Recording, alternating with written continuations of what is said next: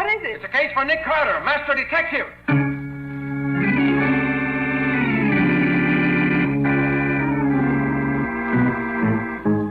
Yes, it's another case for that most famous of all manhunters, the detective whose ability at solving crime is unequaled in the history of detective fiction. Nick Carter, Master Detective.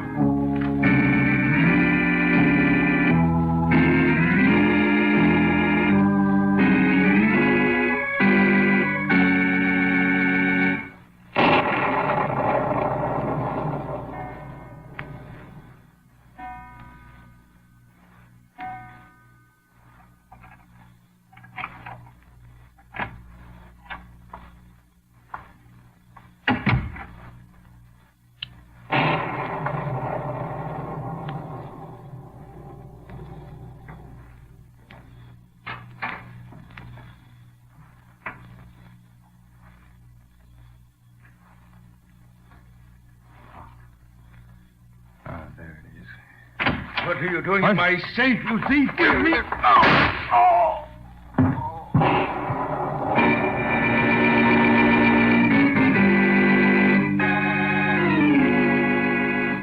A thunderstorm rages outside. A shot. A man falls dead. So begins a strange adventure for Nick Carter, Master Detective. An adventure in which a murder seemed to be no murder at all, and a dead body vanished into thin air. The case of the disappearing corpse.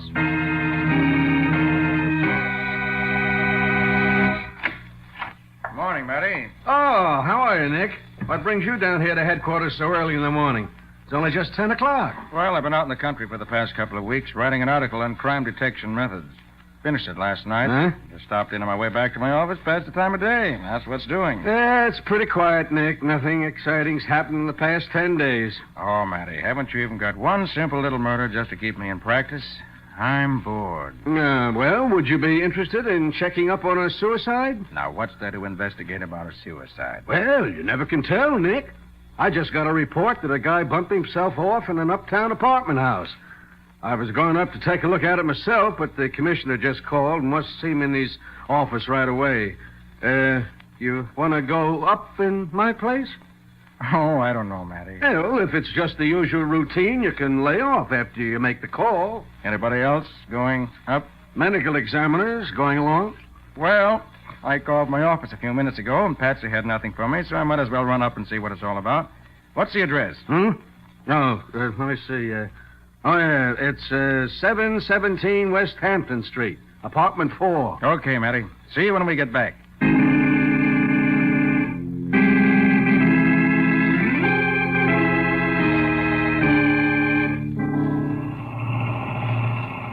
Well, this is West Hampton Street. What was that number, Doc? 717. Ought to be just ahead, Nick. Oh, yeah, 695, 701, 709. There it is, Yeah. 717. Well, that's a pretty swanky place, Nick. You can't live here on a white-collar salary.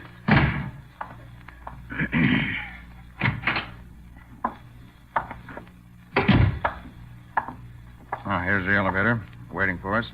Apartment 4, wasn't it? Yeah. Get in and push the button.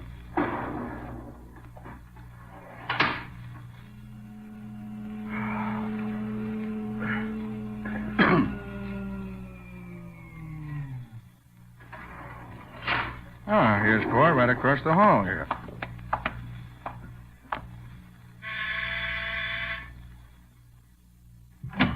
Yes, sir. Police department. You report a suicide? Oh, yes, sir. Won't you come in, please? Thank you. The body's right in the living room there, to your left. Oh, yes, I see it. Well, doesn't seem to be much of a question about its being suicide. You're the butler? Yes, sir. My name is Jordan. What do you know about this, Jordan? Very little, sir. Mr. Warner, he's Mr. Miller's nephew, came in about an hour ago and found his uncle lying there in the middle of the floor. I hadn't come down, but he called me and I reported it to the police. I've touched nothing since. Where's Mr. Warner now? Is he here? Yes, sir. He's upstairs in the library. He'll be down in a moment. I see. This dead man? Mr. Miller? Yes, sir. Mr. Anthony Miller. This is his apartment. His niece and I live here with him. Where's his niece now? She's dressing, sir. She'll be down with you shortly. This is a duplex apartment, isn't it? Yes, sir. Reception hall, living room, dining room, and kitchen on this floor. Library and 3 bedrooms on the second floor. Pretty swank, I'd say. Pretty stuffy, I'd say. Well, thank you, Jordan. Well, as soon as the others come down, bring them in here, will you? Yes, at once, sir. Well, Doc, how's it look? Pretty cut and dried. Pistol in his hand, a hole in his head with powder stains around it. Looks like suicide, all right. How long has he been dead? Must have been killed about 3 o'clock. Beg your pardon, sir. Here's Mr. Warner, Mr. Miller's nephew. Oh, how do you do, Mr. Warner? I'm Nick Carter. Nick Carter? Yes, I'm acting for Sergeant Matheson of the Metropolitan Police. Oh, by the way, Jordan, Yes. I left word for my 2 assistants to meet me here as soon as they could. When they arrive, will you let me know, please? Of course, at once, sir. Mr. Warner, I understand you found your uncle's body. That's right, Mr. Carter. I did. Will you tell us about it? Well, of course. When I was here last week, I left my camera here. I wanted to take some pictures this morning, so I dropped in here about 9:30 to pick it up. Who let you in? No one, Mr. Carter. I have my own key to the apartment. I came into the living room here, saw my uncle lying there on the floor, obviously dead. So I called Jordan, who came down immediately and phoned the police. That's about all. Was the outer apartment door locked when you came in? Yes, both the regular safety lock and the regular lock were on. Mm-hmm. Are there any windows opening under the fire escapes? They were all fastened securely, sir. I checked them myself to make sure. Then no one could have come in from the outside. No, hardly. Not with the door and windows all locked as they were. I see. Mr. Carter, what's the idea of all these questions? It was suicide, wasn't it? Just purely routine, that's all. Has anything in this room been touched since the body was found? No, not a thing. Good. That your uncle's pistol in his hand? It looks like it, yes. Here, let me take it. You recognize it? Well, No, don't touch it. There may be fingerprints on it. That's why I'm holding it with my handkerchief. Yes. Yes, that's my Uncle Gun, all right. There's no question about that. Yes, sir. It's Mr. Miller's gun, Mr. Carter. I've seen it often. Mm-hmm. And one of the shells is empty. And one shot been fired. Well, that's all it took to kill him. Hey, wait a minute. Oh, what is it? This is unusual, to say the least. There's an empty shell in the chamber, but the pistol barrel is clean. What's that, Nick? You see? Either the barrel has been cleaned since the shot was fired, or the shot wasn't fired from this gun. Then this can't be suicide. Can't be suicide. No, it's definitely not suicide. It's murder. Murder, sir. Where's the old man's niece? Say she lives here? Yes, sir.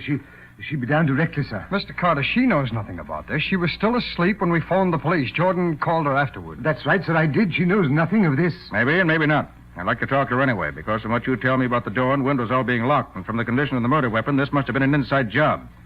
One of you 3 is guilty. Well, now, look here, Mr. Carter. Sorry, Mr. Warner. This is now in the hands of the police. May I use your phone, please? There's one on the desk, sir. Oh, that one's not working, Mr. Carter. If you come with me, I'll show you the one in the library upstairs. Right. I know that one's all right. This one has a short circuit or something. Thanks. Be right back, Doc. Right, Nick. Sorry to trouble you. No, not at all. Better call Sergeant Matheson, have him send his homicide experts up here, as well as the cop to stand guard. Well, he'll probably want you all to go down to headquarters for a talk. I see. Murder has to be treated very differently from suicide. Yeah. Oh, there's the library right ahead of you. You'll find the phone in there. Thanks.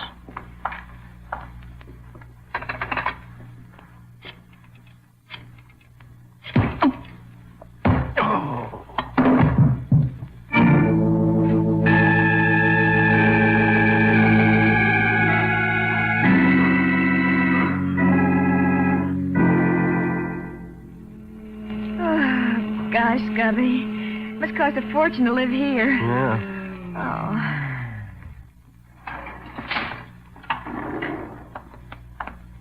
Oh. This is apartment 4, Patsy, right here. Uh-huh. Yes. What is it, please? Is Mr. Carter here? Mr. Carter? Yes, Mr. Nick Carter, the detective. You must have the wrong number, miss. What number were you looking for?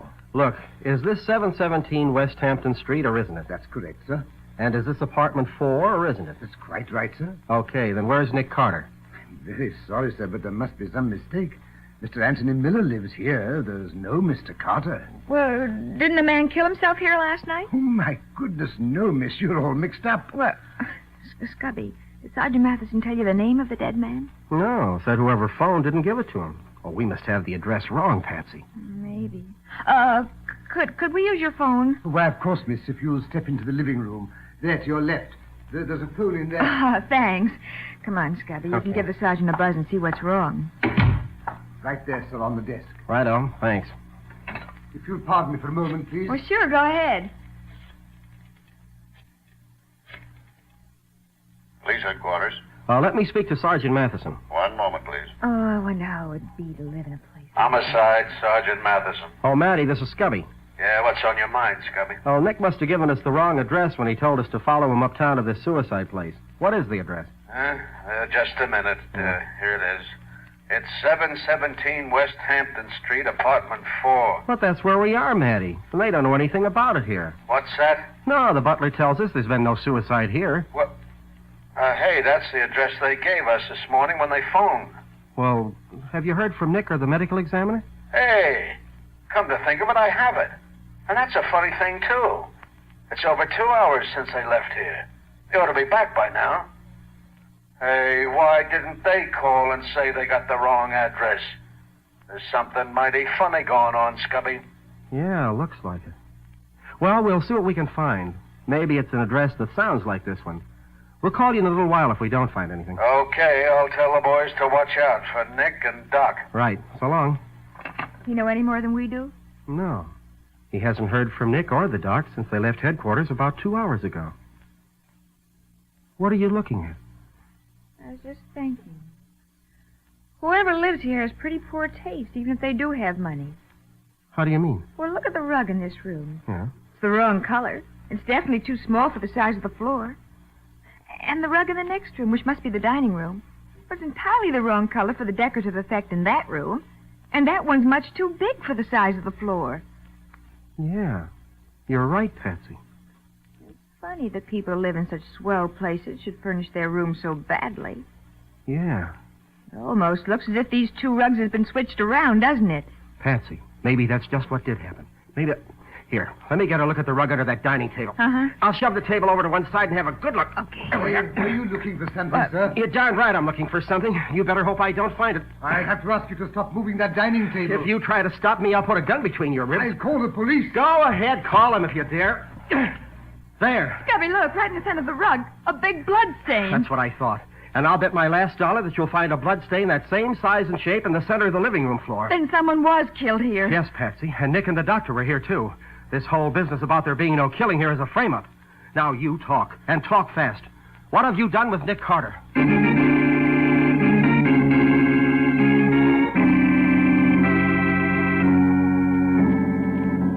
Every man in every squad car is to be on the lookout for him. Now repeat that description I gave you. Right. No. It's Gerald Warner. Yeah, he was the old man's nephew. Okay, let me know as soon as you hear anything. Now, Jordan, look here. You're in a pretty tight spot. If you don't want this murder rap pinned on you, you better talk and you better say plenty. But I tell you, I know nothing about it. And you still say you don't know where the old man's niece went either, huh? Miss Hammond? No, sir. She put on her hat and coat and went out carrying a small overnight bag. Where'd she go? I don't know, sir. Look, don't be a sap. The butler always knows everything about a killing. And most of the time, the butler done the murder himself. But I assure Now, you, look, sir, we've proved that the blood-stained Scubby and Patsy found was human blood. We found Nick Carter's fingerprints on the desk, the table, and the upstairs phone. We found the old man's body stuffed in that upstairs closet in your apartment. And you don't know nothing about nothing. Oh, Sergeant, here's the bullet they just took out of Miller's body. Let me see it. Well, that's an ordinary .32 caliber slug. Yeah, but it was big enough to kill him. I know that. What I mean was... Sergeant, your detective squad is back from searching Gerald Warner's apartment. Oh, yeah? They find anything? Nothing very valuable. Oh, they did find a telephone number for the niece, Frances Hammond. Uh-oh. There were 2 numbers in one, a small directory. One was her home, and the other, according to the chief operator, is at 62 East Pine Street. Now, what the deuce would that be? Well, maybe she's got a girlfriend there. That's it, Scubby. Patsy, this is a job for you. Uh-huh. Go to this address and see if Frances Hammond is there. If she is, tell her you're a reporter. Find out how much she knows. Get as much of the story out of her as you can. And if she's not there? All right, maybe you can find out where she is. But go on, get going and hurry. Right. Maybe you can dig up something that'll tell us where Nick is.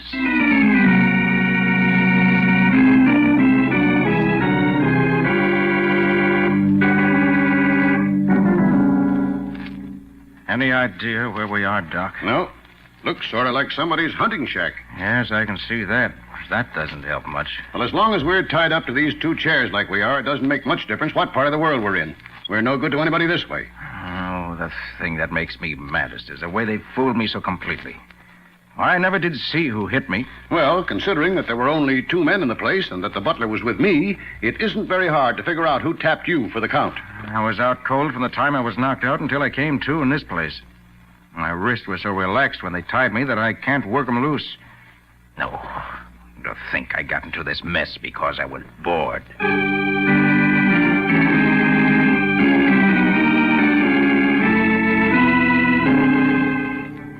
Well, I don't understand how you found out where I was staying, Miss Bowen. Your cousin told me, Miss Hammond.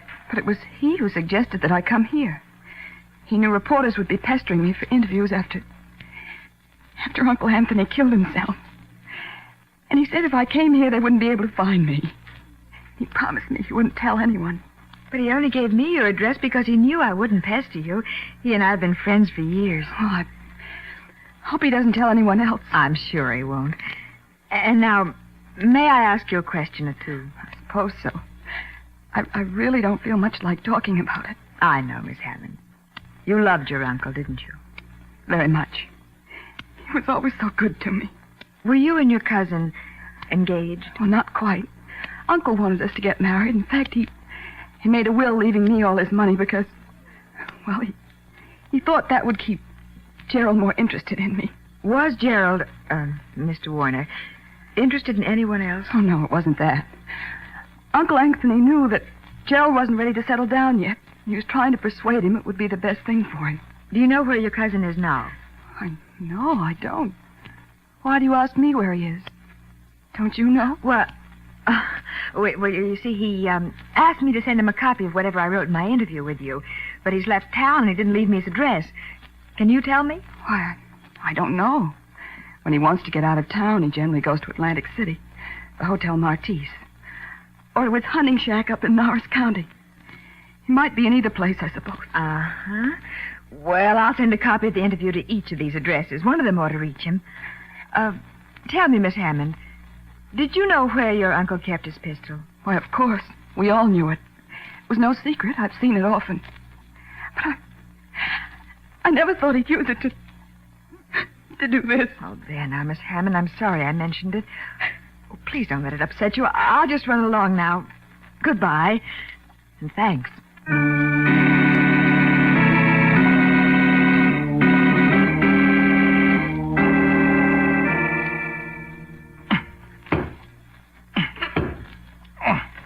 Trying to get across the room by moving your chair like this when you're tied up in it this way isn't the simplest thing in the world. I can't make my chair move at all. But you're doing fine. Am I getting anywhere near that table yet? You're doing great, Nick. Just a little more. I'm moving backwards this way. It's hard to tell where I'm going. To your left. Just a hair. That's it. Now you got it. So far, so good. Now, just where's the bottle, Doc? With my back to it this way, I can't see where it is. It's almost directly in back of you. About a foot from the edge of the table. All right. I'll pull the tablecloth toward me. And that'll bring the bottle near the edge where I can get hold of it. Watch it while I pull it now. Is it coming, Doc? Careful now. It's almost there. Hold it. It's right at the edge. You ought to be able to get it now. Well, I can if I can get my hands up that high. Whoever tied my arms and back of this chair did too good a job. There's no slack at all. That's it. There. I got it. Now, if I can break this bottle against the fireplace, I should have a sharp edge that'll cut these ropes in short order. But when you can only move an inch at a time this way, it's slow work getting anywhere. Keep me going in the right direction, Doc. Oh, you're doing fine, Nick. Only a little more now. To your left a bit. That's it. You ought to be able to reach it now.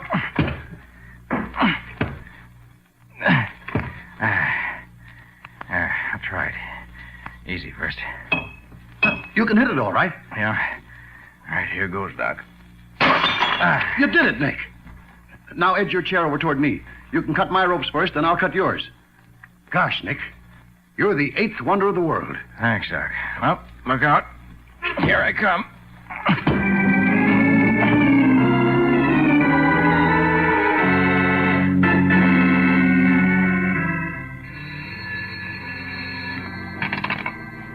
Homicide, Sergeant Matheson. Oh, yeah, Chief. You say Gerald Warner isn't at the Hotel Martise and hasn't been there for several months, huh? Okay, thanks very much, Chief. Yeah, that's what we wanted to know. We know where to look for him now. Yeah, thanks. So long.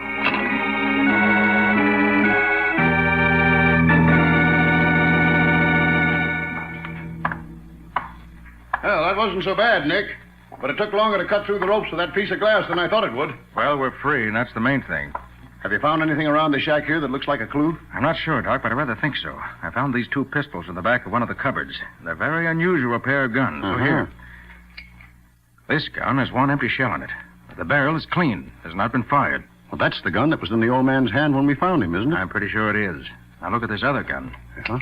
This one has no empty shells in it. The barrel is dirty, and from the smell of it has been fired very recently. I see what you mean.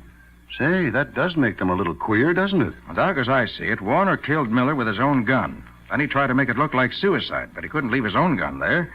So he got his uncle's gun, which hadn't been fired, took the empty shell out of his gun and exchanged it for a full shell from his uncle's gun, and put that gun in his uncle's hand. And he was just excited enough not to realize that the barrel of his uncle's gun was still clean. Of course. But, well, why didn't he fire the other gun instead of going through all that rigmarole about changing the empty shell for the full one? Probably afraid that a second shot would wake up somebody who might have been partly aroused by the first shot, the one that killed his uncle. Well, I have to admit that it makes sense the way you tell it. And you still think that it will pay us to wait here for somebody to show up? Yes, Doc, I do. Because if anyone was planning to get rid of us, they'd have done it tonight. And they'd have to do it tonight. They wouldn't dare wait until tomorrow. Someone might find us in the meantime. So if we wait, someone is sure to show up. Okay, you're the doctor. As far as catching murderers goes, you say wait, we wait.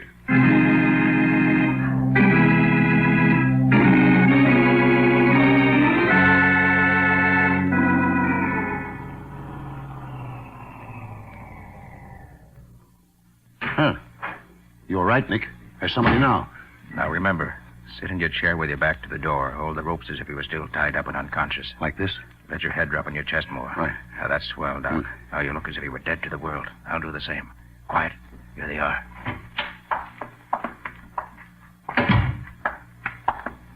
Oh, what do you know? He's still out cold. I must have given him a stiffer dose than I thought I did. It won't hurt him.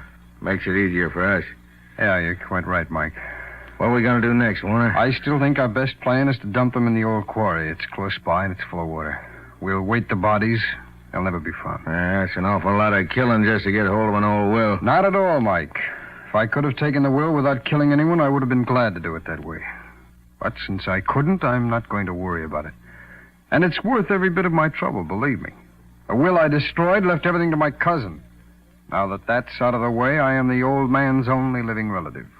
Sole heir to everything he owns. And that's plenty. What about that niece of his, your cousin? Ah, but she's not really his niece. She's just a girl he sort of unofficially adopted.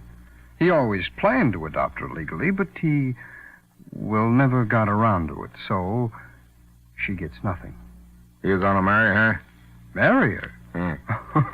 Oh, no, indeed, Mike. She's not my type at all. I just kidded around with her to keep in right with the old man.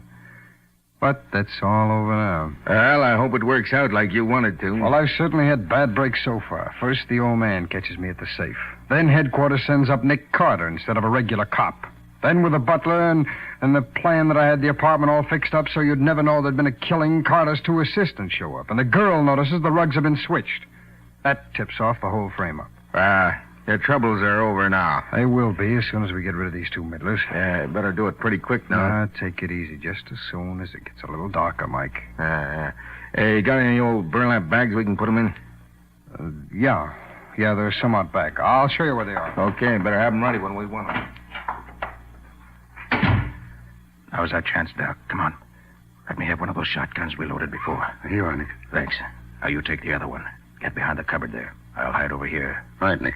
You say when. Let me do the talking. Quiet now. Mike! Mike, look, they've gone. That ain't possible. I just Get saw your them. hands up high, both of you. Carter! How did you... We'll talk about that later. All right, Doc.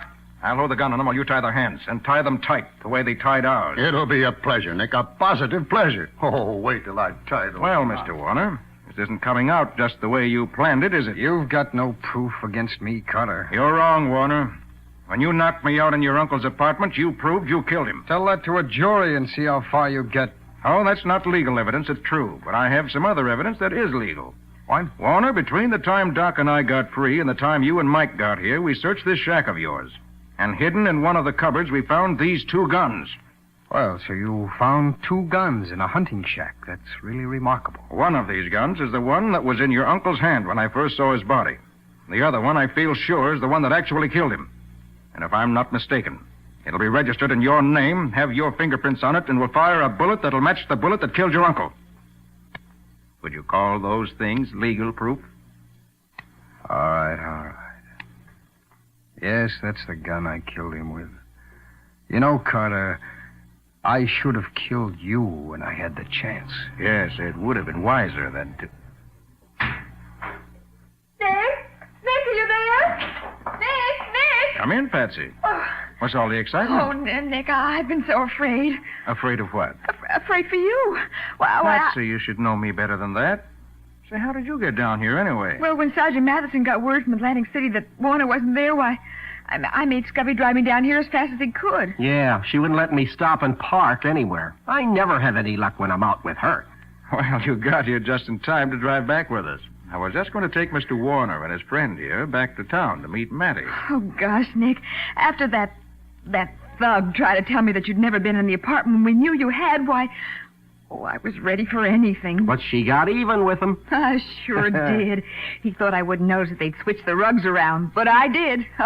That'll teach him. Yes, Patsy. This is one time when a woman's instinct for interior decoration really solved a murder.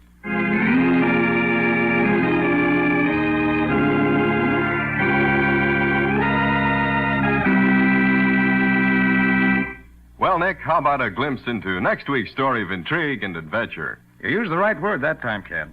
Because next week I'm going to tell you a story in which intrigue is the keynote. A man in the death house with only 9 hours to live asked me to prove him innocent of the charge in which he'd been convicted.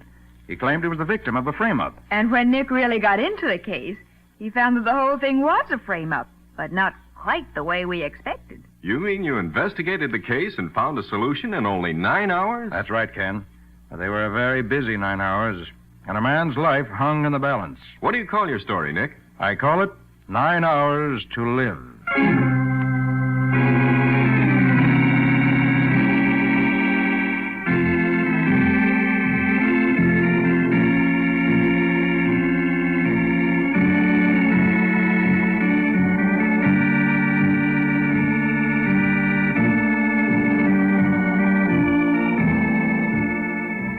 Nick Carter, Master Detective, which is produced and directed by Jock McGregor, is copyrighted by Street and Smith Publications, Incorporated. Pictured stories of Nick Carter appear in every issue of the Shadow Comics. In The Adventures of Nick Carter, Master Detective, Lon Clark is starred as Nick. Charlotte Manson is featured as Patsy. Mattie is played by Ed Latimer, Scubby by John Kane. Original music is played by George Wright. Script is by Jock McGregor. Any resemblance in these programs to actual persons living or dead or to actual places is purely coincidental. Nick Carter, Master Detective, is presented over most of these stations each week at this same time. This is Ken Powell saying so long until next week.